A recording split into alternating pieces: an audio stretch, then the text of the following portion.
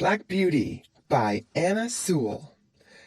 Part 1, Chapter 2, The Hunt. Before I was 2 years old, a circumstance happened which I have never forgotten. It was early in the spring. There had been a little frost in the night, and a light mist still hung over the woods and meadows.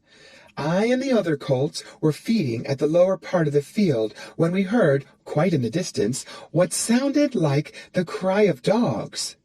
The oldest of the colts raised his head, pricked his ears, and said, "There are the hounds," and immediately cantered off, followed by the rest of us, to the upper part of the field, where we could look over the hedge and see several fields beyond.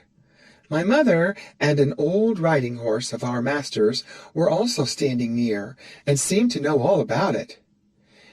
"They have found a hare," said my mother, "and if they come this way, we shall see the hunt." And soon the dogs were all tearing down the field of young wheat next to ours. I never heard such a noise as they made. They did not bark, nor howl, nor whine, but kept on a yo, yo, oh, oh, yo, yo, oh, oh, at the top of their voices. After them came a number of men on horseback, some of them in green coats, all galloping as fast as they could. The old horse snorted and looked eagerly after them, and we young colts wanted to be galloping with them, but they were soon away into the fields lower down. Here it seemed as if they had come to a stand. The dogs left off barking and ran about every way with their noses to the ground. "They have lost the scent," said the old horse. "Perhaps the hare will get off." "What hare?" I said.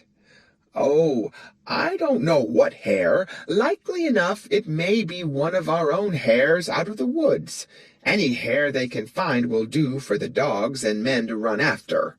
And before long the dogs began their yo, yo, oh, oh again, and back they came all together at full speed, making straight for our meadow at the part where the high bank and the hedge overhang the brook.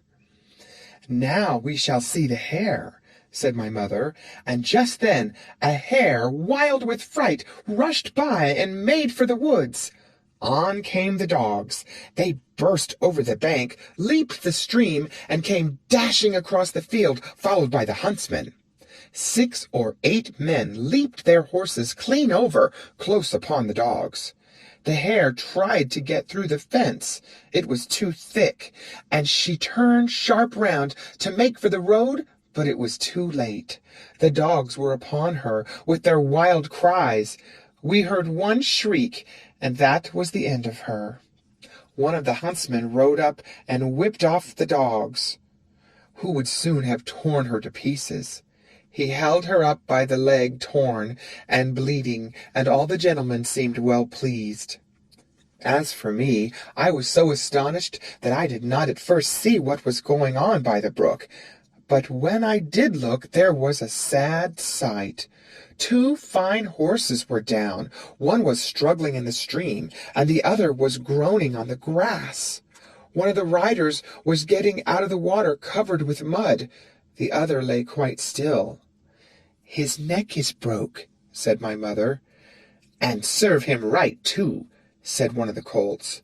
I thought the same, but my mother did not join with us. "Well, no," she said, "you must not say that. But though I am an old horse, and have seen and heard a great deal, I never yet could make out why men are so fond of this sport. They often hurt themselves, often spoil good horses, and tear up the fields, and all for a hare or a fox or a stag, that they could get more easily some other way. But we are only horses, and don't know." While my mother was saying this, we stood and looked on. Many of the riders had gone to the young man, but my master, who had been watching what was going on, was the first to raise him. His head fell back, and his arms hung down, and everyone looked very serious. There was no noise now. Even the dogs were quiet, and seemed to know that something was wrong. They carried him to our master's house. I heard afterward that it was young George Gordon, the squire's only son, a fine, tall young man, and the pride of his family. There was now riding off in all directions, to the doctor's, to the farrier's, and no doubt to Squire Gordon's, to let him know about his son. When Mr. Bond, the farrier, came to look at the black horse that lay groaning on the grass, he felt him all over and shook his head. One of his legs was broken. Then someone ran to our master's house and came back with a gun. Presently there was a loud bang and a dreadful shriek, and then all was still. The black horse moved no more. My mother seemed much troubled. She said she had known that horse for years, and that his name was Rob Roy. He was a good horse, and there was no vice in him. She never would go to that part of the field afterward. Not many days after, we heard the church bell tolling for a long time, and looking over the gate we saw a long, strange, black coach that was covered with black cloth and was drawn by black horses. After that came another, and another, and another, and all were black, while the bell kept tolling and tolling. They were carrying young Gordon to the churchyard to bury him.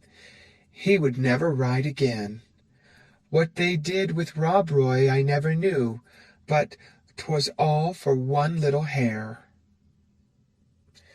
End of chapter. Read by Lorraine Montgomery for Lit2Go on the web at fcit.usf.edu.